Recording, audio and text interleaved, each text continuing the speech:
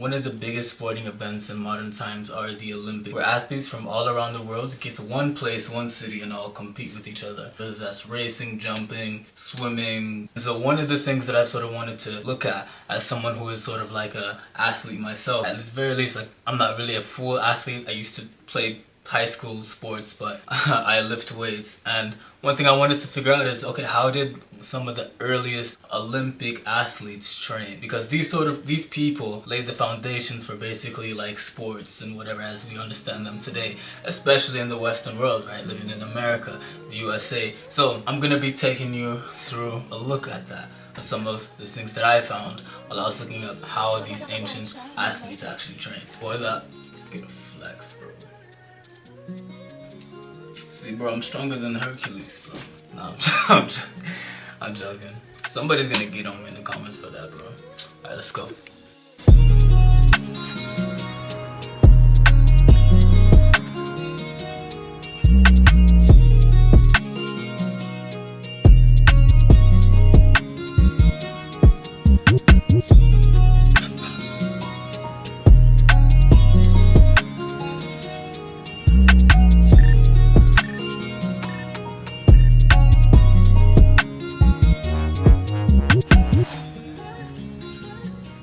The ancient Olympic Games were made of multiple games, but some of the most important ones that we're going to focus on for this video are the ones that were actually athletic.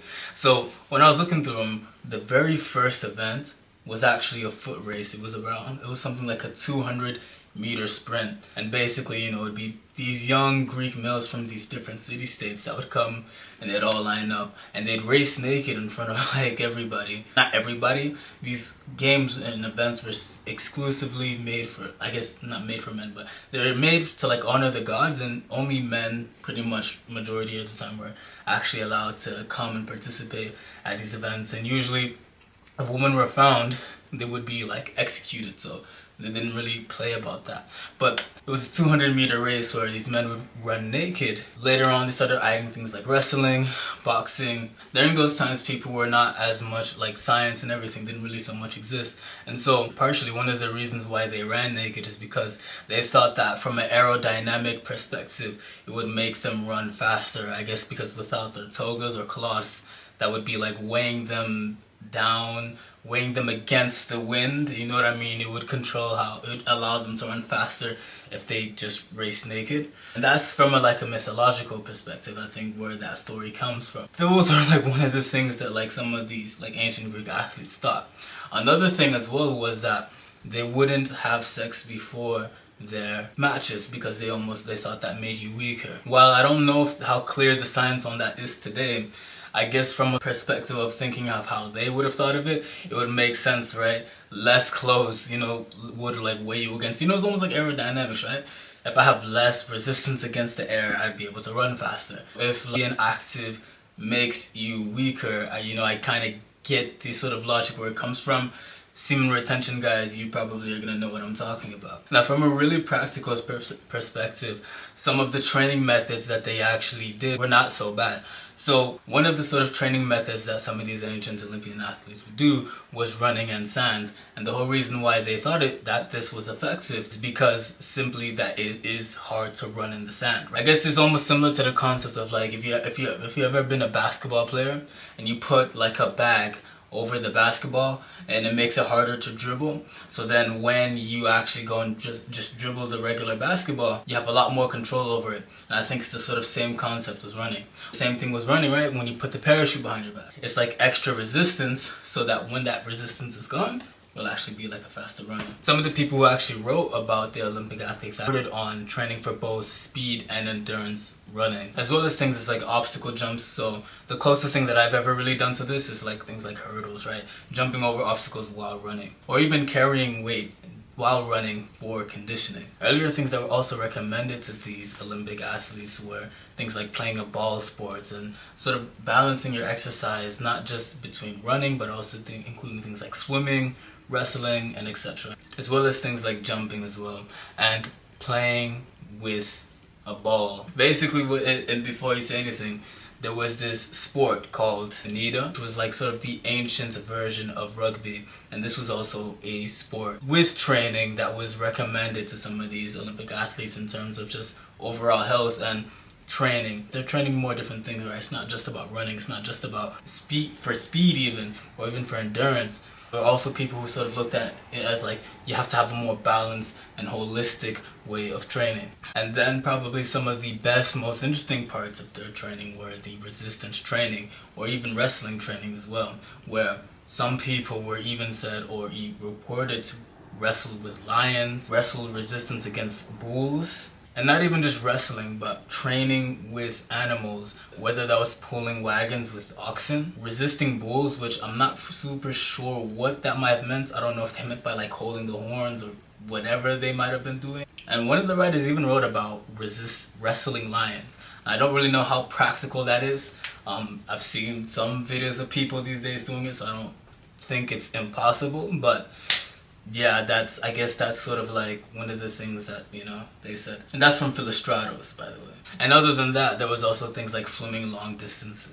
Now, in terms of how it relates to modern times, probably one of the earliest recordings of resistance training. So some of the ways that they did some of this early resistance training was pretty much carrying a calf on their back until that calf became a grown bull. Now, one thing I guess I would keep in mind about some of these earlier sort of training styles is that a lot of them were pretty much performance based, so I wouldn't really focus so much on them if you're sort of more into the aesthetics, kind of a guy like me, right? But if you are sort of into performance, then the sort of basic principles that you can sort of take from the way that these people used to train is that pretty much you want to be making sure that you're doing aerobic exercises, but as well as sort of maximizing the, I guess, real world application. Pretty much I'd probably say is one of the earliest examples of like functional training.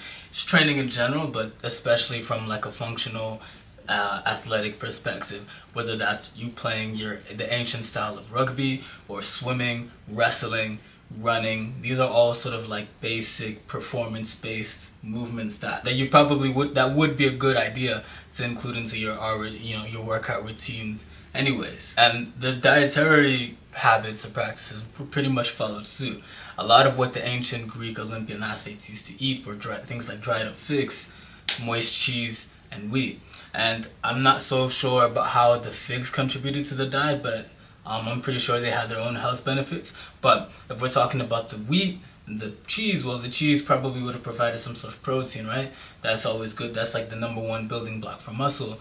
But as far as the wheat goes, that's probably carbohydrates. That gives you like really amazing, like, again, carbohydrates are like probably one of the best sources of energy. And in later times, people would also have a more meat-based diet where they'd eat more things like deer and things of that sort of nature. But all in all, if I was to take something away from the way that these ancient Olympic athletes trained from a guy who can, you know, explain it in a choppy way, I hope this didn't come across as too choppy, is that pretty much you should be training more balanced, but especially in the fields of things like running, so sort of like endurance, whether that's running, swimming.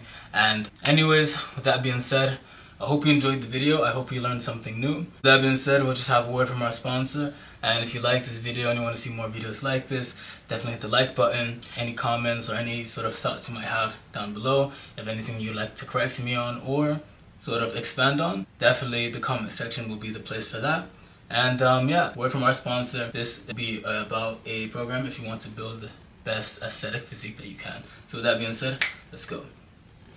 Basically what that was about is I've been lifting for about 3 years, and I know what it's like to grind endlessly while also not really knowing or having a real direction of where you're going. You just kind of know you want to build a real body but having no real aim. And so I had to really figure out how to build an aesthetic body and how mechanics of that work. In a day and age where most people think that it's just genetics or luck or steroids, which is what gets you to that sort of 10 out of 10 aesthetic V-taper type of physique, people don't realize that it's more about discipline and the right training approach that actually gets you the results that you want. And that's why I created the school community of Ascendancy, where I share all of the things that I've learned over my past 3 years of lifting when it comes to diet, training routines, and as well as a handful of AI generated tools. One of the key tools of it being my phenotype predictor. This is a tool that takes DNA files and generates high quality reports based on your own personalized muscle genetics. And with this sort of information,